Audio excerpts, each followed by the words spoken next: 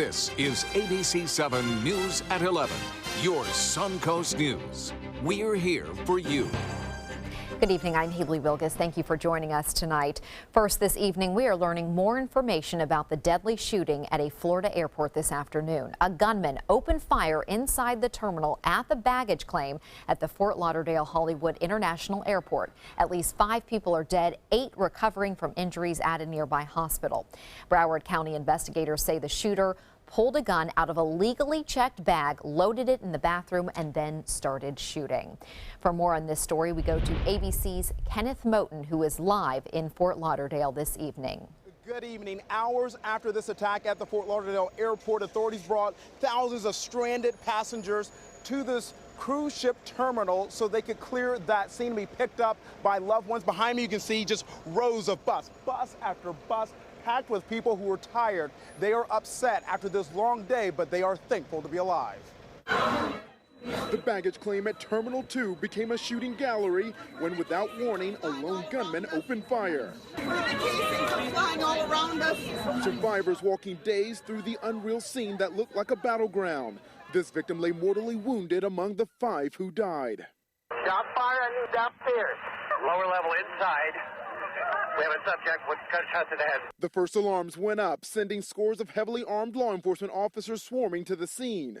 But not soon enough to stop the gunman from his bloody rampage. Investigators have identified him as Esteban Santiago. I'm looking at a man and a woman, and a man bleeding profusely, and a woman who just says, "Help, help." A herd of people just started running down the way and trampling over people, and security yelled, "Everybody hit the floor!" Hundreds were evacuated from the terminal, some marching away with their hands in the air. The killer's shooting spree ended as abruptly as it started. He basically threw the gun on the ground, and he laid on the ground face down, spread eagle. Police arrested 26-year-old Santiago unharmed and without a struggle. Sources tell ABC News he flew from Anchorage through Minneapolis to Fort Lauderdale, legally checking his unloaded gun and separate ammunition into his baggage. His motive for murder still a mystery.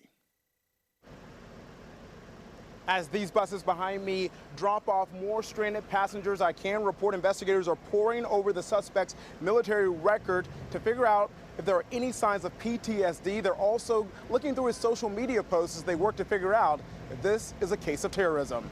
Reporting live here in Fort Lauderdale, Florida, Kenneth Moten, ABC News. Back to you. Thank you, Kenneth. Governor Rick Scott traveled to the scene of the attack this afternoon. He says President-elect Donald Trump and Vice President-elect Mike Pence are giving their support. And prayers are with us. Any resources that they could help with, they wanted to. And, that was I was talking to them while no one was exactly sure exactly what happened, and so. But they were. I appreciate that both President Obama and President-elect Trump called and Vice President-elect Pence called. And I appreciate it when something like this happens. You know that you have the support of the federal government. Governor Scott added that the state of Florida will not tolerate senseless acts of evil, and he wants to remind everyone to keep the victims in their thoughts. And here on the Suncoast, Sarasota-Bradenton International Airport has taken extra precautions. ABC7's Christopher Brantley has more on that. If you're traveling through the Sarasota-Bradenton International Airport, you should expect to see higher security. Officers with long guns are on patrol. The officers are easy to spot, wearing heavy body armor and a very large gun. We try to show that we're as hard a target as possible, but even with that, as you can see, airports are a high visibility target as well. SRQ Airport Director Rick Piccolo is not taking any chances, deploying officers all around the airport. We've increased the presence of the tactical officers and their long guns here in the terminal, and we'll continue that practice until we get better intel on exactly what was the motivation, what happened in Fort Lauderdale, and then adjust our procedures if we have to after that. But the airport has already adjusted procedure following the Brussels airport attack, which killed 32 last March. We have bollards that we've put in front of the doors. We have a film on the glass to prevent glass from go flying in a bomb incident. We've added more cameras. We're now up to 120 cameras in the terminal. But with all this enhanced security, anyone can just walk into the baggage claim or ticket area without going through security. you can't protect every last door and protect people 100%. We've hardened our target considerably. Piccolo says any place with a crowd of people is considered a risk. The airport is no different.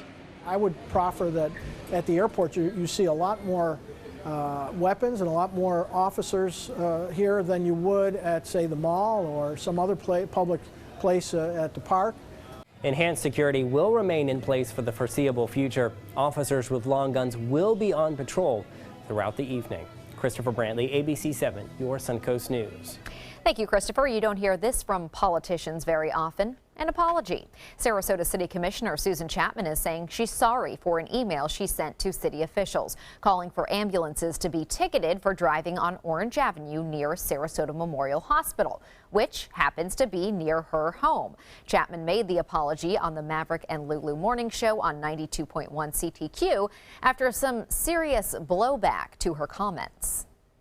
We've all heard about the email just in the last few days, and of course, you know, it's just sort of shocking. You don't expect to see communications like that from elected officials that actually suggest something like, you know, ticketing an ambulance for going through a neighborhood. It's just kind of bizarre.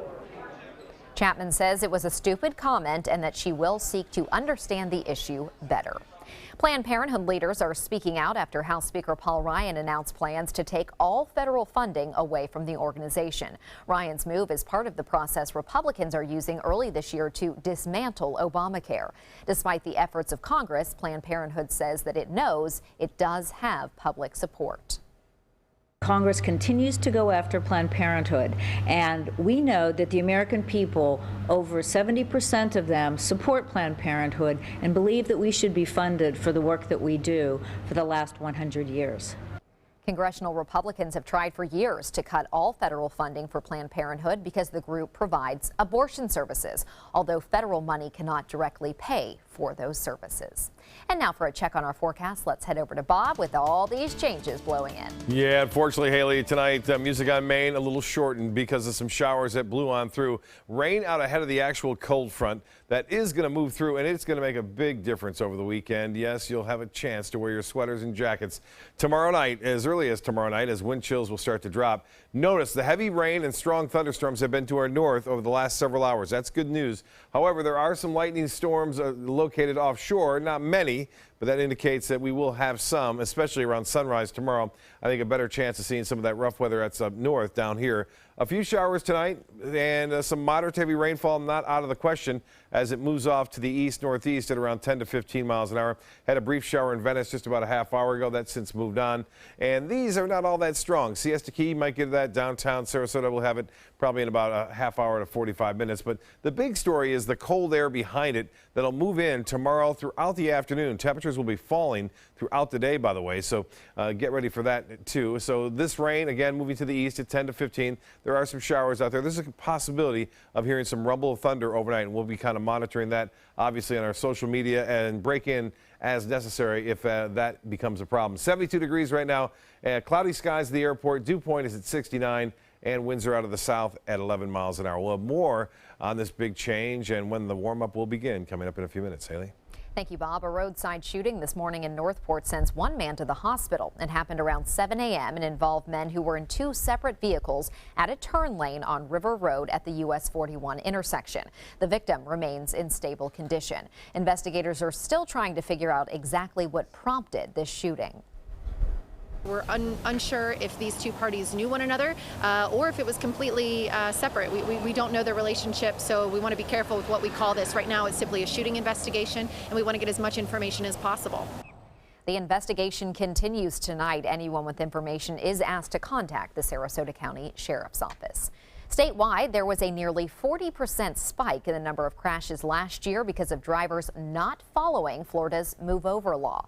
Florida law requires drivers to move over a lane, if possible, for stopped law enforcement, emergency, or service vehicles. If you can't move over, the alternative is to slow to a speed that is 20 miles per hour less than the posted speed limit.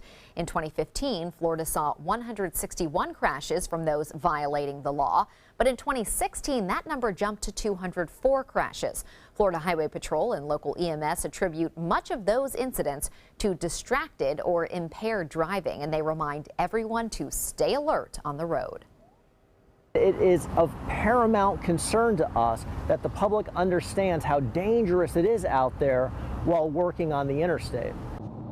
Only 3 of those crashes happened in Sarasota and Manatee counties. The others were concentrated in other areas of the state.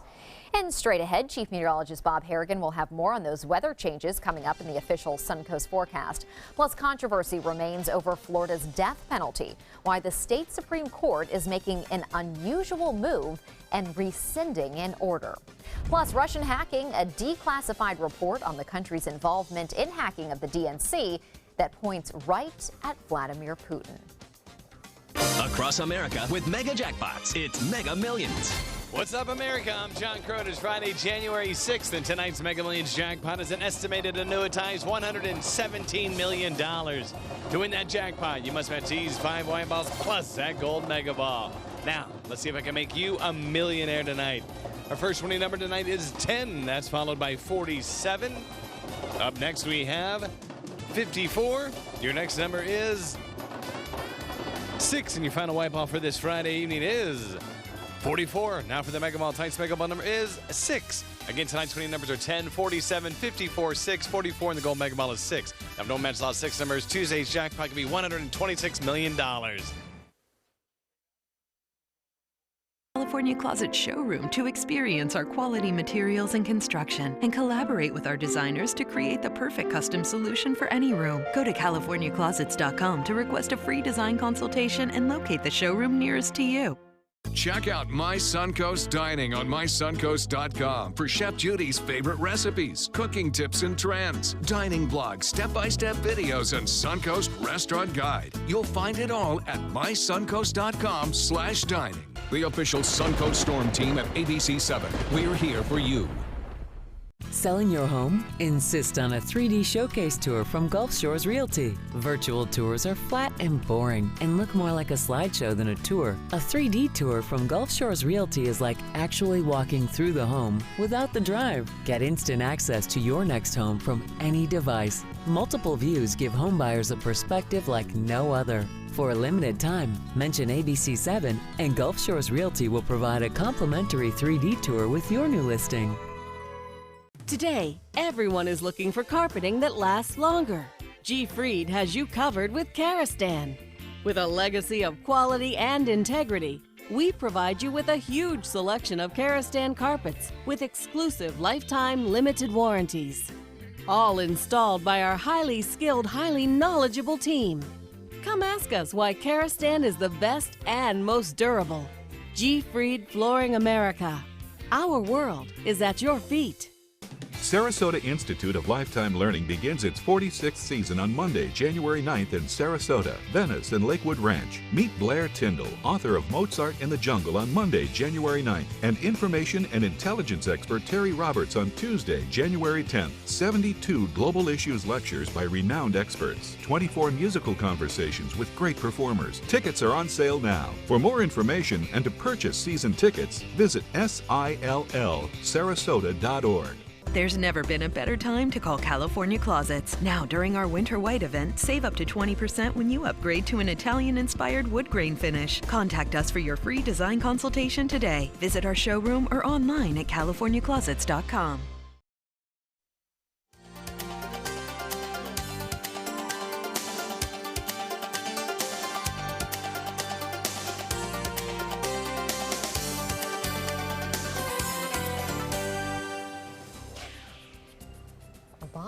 Biggest changes we've seen in our weather in a long time. Yeah, and this is probably going to be the coldest air of the season, too. And I don't think it's going to be the coldest after we move through, because this is the time of year that things start to chill out, especially if you get a snowpack as far south as we're getting now, down in the southeast United States. So, yes, it's going to be interesting to see. Temperatures will be cold for Florida standards by Sunday. Highs only in the upper 50s.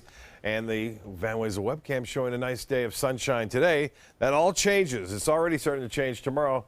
Not much sunshine in the forecast as a result of this Cold air plunging southward now and across much of the U.S. Here's the weather headlines. They read through like this. Storms through tomorrow afternoon. Now, the heaviest rain, I think, by far will be right around sunrise for us and continuing throughout the morning hours, and then scattered showers throughout the afternoon. We'll look for that to move on shore, and temperatures will be actually turning colder in the afternoon. Typically, we start to reach our high temperature around 2, 3 o'clock in the afternoon. That's when our temperatures usually warm up. They'll be going down at that point. So our warmest temperature will be sometime in the morning around sunrise, I would suspect, and then falling throughout the afternoon. But it will be warmer by Tuesday. We'll go back above average as soon as Tuesday comes around. Tuesday afternoon, we'll be back into the low to mid 70s. Now, rainfall, we'll have to keep an eye on these storms out here. There are some storms, some energy well offshore. The water temperatures are a little bit warmer out here, so that aids some of these cells, as you see right here. But they are lining up and stacking up and moving to the east. There's a little bit of shear in the atmosphere, and the Storm Prediction Center is indicating we have a very small chance of severe weather here and the possibility of an isolated tornado, but that'll be mainly to the north of us. But we have to monitor it very closely, obviously, with any kind of shear in the atmosphere and a strong cold front that we are going to see. We're going to keep a close watch on it through the overnight hours, and once in a while you'll see some pretty gusty winds too with some of these cells as they make their way off toward the northeast at around 15 to 20 miles an hour, so moving at a pretty good clip. But you'll notice the deeper reds, the more intense storms have been to the north near Orlando, spreading off toward Daytona Beach. Other cells continue to pop up here in the eastern Gulf of Mexico, all heading off to the northeast. There's not a big drop now to the south with these, but we'll have to watch. As I said, more showers and storms developing offshore. In South County, South Sarasota County and Charlotte County, not a lot going on there right now. And it looks like rainfall was there earlier, not much. And we had some estimates up to 3/10 of an inch there near Inglewood. So also Lakewood Ranch getting a little bit of rainfall there just right before 8 o'clock. Here's the rainfall forecast as we move through time on Saturday. And you'll notice most everyone's going to get a ½ inch or maybe even an inch and a half. Especially to the north, a little bit more rainfall to the north, and it looks like the heaviest rain by far will be over by midday tomorrow. Temperature right now 72, still warm, and winds out of the south at 11 miles an hour. This temperature of 72 could actually be our high for the day on Saturday as we move through midnight. Temperatures staying into the low 70s, could be the warmest temperature that we'll see all day. 59 was the low this morning. 78 was the high. We'll be at this number for a high on Sunday at 59 degrees only. Temperatures into the upper 50s with a strong wind will make it feel even colder out there. 0.07 of an inch of rainfall at the Sarasota-Bradenton Airport thus far, and that's what we've had thus far for this year. 61 in Jacksonville, 67 in Orlando now, 77 in Miami. But look at this. Temperatures in the 40s and 30s now in Pensacola. 38 degrees there. The front continues to push to the southeast, and that's when we're going to get into some of that colder air by tomorrow afternoon. Temperatures right now very balmy out there, upper 60s to low 70s, and the Gulf water temperature now at 72 degrees. The outlook will call for showers and a few thunderstorms up until noon. Slight chance for a few scattered showers after that, but notice the temperatures dropping, and wind chill advisories will be issued more than likely for our coast beginning as early as tomorrow night. Well, not nearly as cold as the rest of the U.S., though. Look at this, -3 in Minot, Minneapolis at 2, Dallas right now at 20 degrees, and it's freezing in Atlanta. Wind chill factors 23, that's what it feels like in Atlanta, and 8 in Minneapolis, -8 I should say, -12 in Chicago. So the deep freeze is on across most of the U.S. Small craft advisory will stay with us right on in through. It looks like we'll see a small craft advisory through Sunday, and then things will start to taper off a little bit by Monday. Low tide upcoming 2:51, a high tide will be at 8:38, and another low tide at 1:49 tonight. Storms again, increasing clouds, and look for a low temperature in the upper 60s tomorrow. Temperatures falling throughout the afternoon. Some storms are possible to be strong, and then we'll see breezy and cold conditions on Sunday. Highs only in the upper 50s, and then chilly weather on Monday. But notice by Tuesday we're back into the mid 70s. Haley. Thank you, Bob. The state Supreme Court issued a rare mea culpa. The Florida Supreme Court rescinded an order that would have barred prosecutors from seeking the death penalty in capital cases. And then on Thursday, officials adopted a new lethal injection procedure that includes a drug never used before for executions. Some say the entire process needs to be reviewed. It's not a question of support or opposition to capital punishment, but it's emphasizing the importance of focusing upon the process, reviewing the entire process. Today, the chairman of the Senate Criminal Justice Committee proposed requiring unanimous jury recommendations before defendants could be sentenced to death. The U.S. intelligence community concluded in a declassified report released today that Russian President Vladimir Putin ordered an influence campaign, as it's called, aimed at hurting Hillary Clinton and helping Donald Trump in the 2016 presidential election. Andy Rose has the latest. A shocking report by the U.S. intelligence community released Friday determines Russian President Vladimir Putin was directly behind an effort to influence the U.S. election. According to the declassified report, Putin ordered an influence campaign during the 2016 presidential election with the goal of hurting Hillary Clinton and bolstering Donald Trump. This is the first full public report by the U.S. intelligence community on the cyber hacking during the election. And while it had long been believed the Russians were behind the hacking of Democratic groups and individuals, this is the first time Putin has been officially named.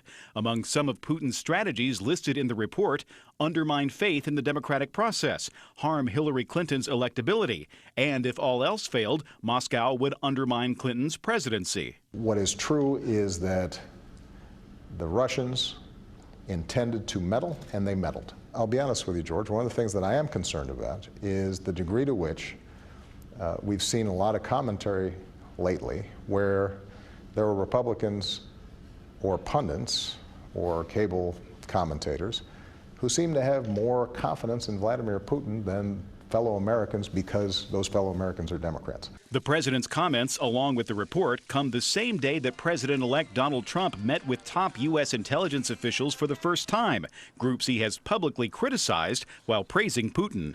I'm Andy Rose reporting. Florida Attorney General Pam Bondi isn't saying whether she would accept a position in the Trump administration. Bondi spoke to reporters at a news conference today in Tampa. She says she's happy in her job for now. I'm not going to discuss anything confidential, nor should anyone. Nor should anyone in the Obama administration ever talk out of school, is what I say. Bondi is currently under investigation by a state prosecutor for her handling of a case involving Trump University. Michelle Obama delivered her final official remarks as First Lady today, emotionally wrapping up 8 years in the White House. She hosted an event recognizing the 2017 School Counselor of the Year. It honors a counselor who makes a big difference in the school and the community. While introducing the winner, the First Lady paid tribute to her time in the White House and thanked school counselors for their ongoing efforts. And I am so grateful to all of you for your passion and your dedication and all the hard work on behalf of our next generation. And I can think of no better way to end my time as First Lady than celebrating with all of you. So I want to close today by simply saying thank you. A counselor from Battle Creek, Michigan won the award for her efforts in preparing students for college. Actress Carrie Fisher and her mother, Debbie Reynolds, have been laid to rest. The two were buried at the Forest Lawn Memorial Park in Los Angeles this morning. The ashes of Fisher were carried in an urn shaped like a Prozac pill. The actresses were remembered during a private family service following their deaths that happened just a day apart. Reynolds' son, Todd Fisher, called the service fitting and beautiful. SeaWorld says the killer whale that drowned a trainer in 2010 is now dead. In March, Tillicum's health began deteriorating after being diagnosed with a lung infection. The orca is linked to the deaths of 3 people, including that SeaWorld trainer who was dragged underwater. In the wake of this death, new safety procedures were put in place. Tillicum lived at SeaWorld Orlando for 25 years. It's estimated he was 36 years old. Orcas in the wild have an average lifespan of 50 years. Sports is next, but first, here's Jimmy Kimmel. Here's what someone paid us to do tonight. And then he goes, what do you want to eat? And so... Wait, you gave the president your lunch order? I had to, yeah. He was asking me.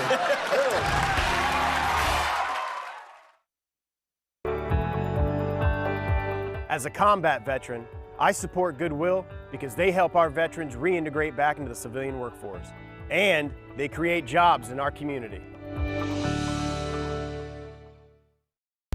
The official salon of ABC7.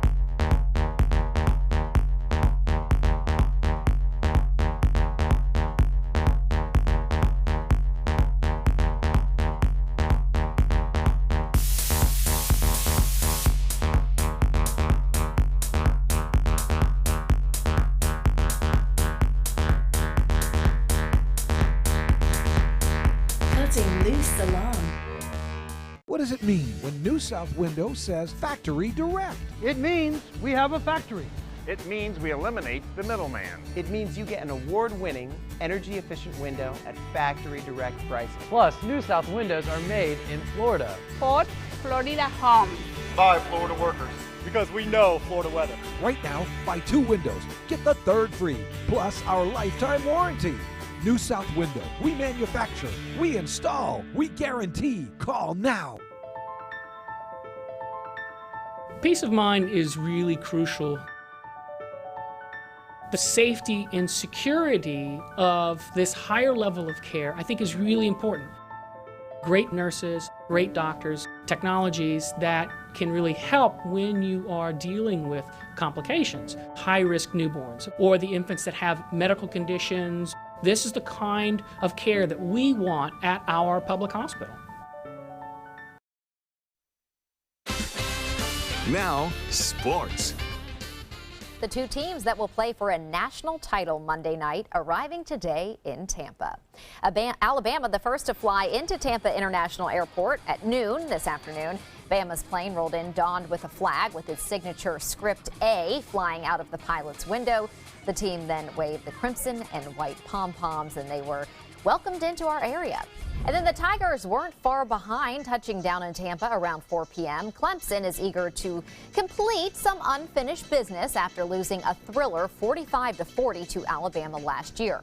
The Tigers head coach said the trip to Tampa is a culmination of a year-long quest to get back to the title game. The sweetest part is there's only 2 teams left, and we're one of them. We're here. So getting off that plane and knowing that we got a chance to be in the big show Monday night, you know, that's what it's all about. We've worked really, really hard, and, you know, to have an opportunity to play, you know, the best, to be the best, that's pretty sweet. That game airs Monday at 8 p.m. on ESPN, our sister network. PJ Fleck is leaving Western Michigan and heading to Minnesota to coach the football program there. His decision comes 3 days after Minnesota fired Tracy Claeys following a standoff between the team's players and the administration over the suspension of 10 players in connection with sexual assault allegations. Fleck guided the Broncos to a 13-1 record season and spot in the Cotton Bowl, where they lost to Wisconsin. The Miami Dolphins are using a freezer to help prepare for their trip to Pittsburgh. With temperatures in the 80s this week in South Florida, it's been difficult for the Dolphins to simulate the conditions of Sunday's playoff game. The Dolphins special teams coordinator tried by putting the balls that they will use and a place kicker for the punter in the freezer before practice. The forecast for the game calls for a temperature of about 20 degrees in Pittsburgh when they play the Steelers. Duke coach Mike Krzyzewski has undergone some back surgery and his doctor says he is expected to make a full recovery. He had the operation today to remove a fragment of his herniated disc in his lower back, a procedure the school estimates will keep him away from the team for about 4 weeks. Doctors say that the procedure went exactly as planned, and Jeff Capel has taken over as acting head coach, as his debut comes tomorrow when the 8th-ranked Blue Devils host Boston College. The Boston Bruins experiencing some delays today because of the Fort Lauderdale airport closure. The team's plane was diverted to Miami International Airport because of the shooting in Fort Lauderdale. The Bruins plane landed just after 5 p.m. They are scheduled to play the Florida Panthers tomorrow. That's a look at sports. We'll have tonight's winning lotto numbers straight ahead.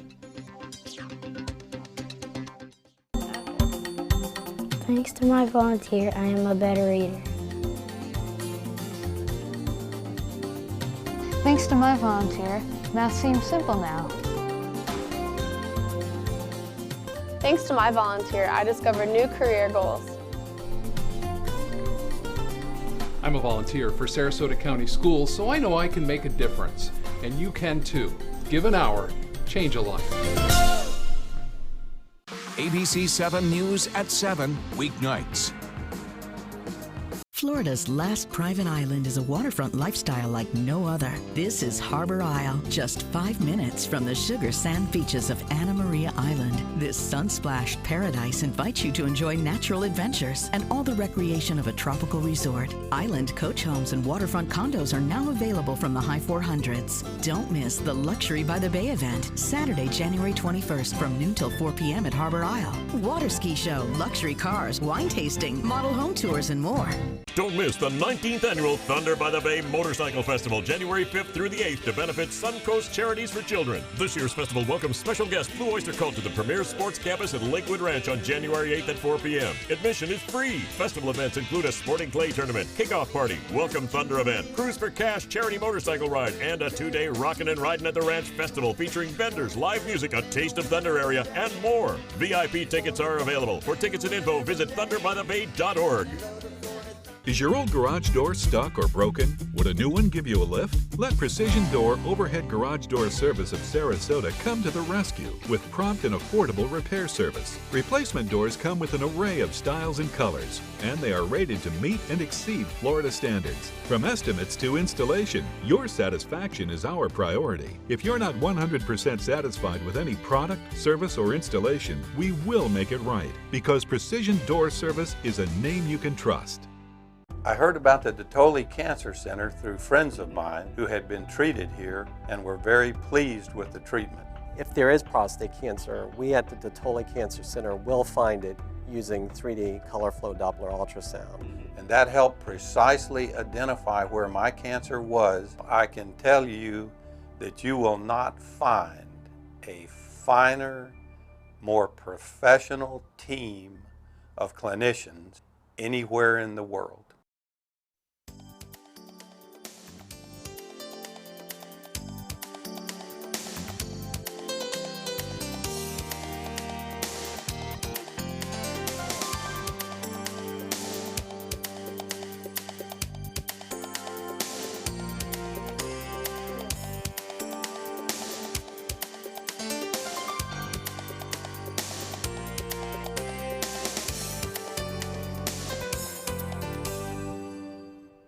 Two girls from Virginia had the surprise of their lives this week. Caroline and Lindsay's mother, deployed for a year in Afghanistan. The girls both attended a meeting that their local high school had where they thought their mother was going to call in through Skype. Well, look, here she is. She was actually just outside the auditorium waiting to surprise them, and they were very, very excited to see her. She's home from Iraq. Can't imagine. Yeah, that's amazing. Yeah, I love those military Yeah, that's a good story right there. reunions. Yeah, absolutely. Kind of freaking out, sitting there, watching her on the Skype, and then all of a sudden showing up. That would be quite a surprise. It's even more emotional because in your mind you definitely think she's not there. Right. Well, weather changes. The weather is here in terms of cold. It'll be here tomorrow evening too, especially, so look out for that. And windy weather, we're talking wind gusts as high as 20-25 miles an hour, and then some moderate to heavy rainfall throughout the morning. Notice the cooler temperature on Sunday, 59 for high. Really? But then, like you said, back by Tuesday, 74. we're above average. Yeah. So, don't complain too much. Not too bad. Have a great weekend.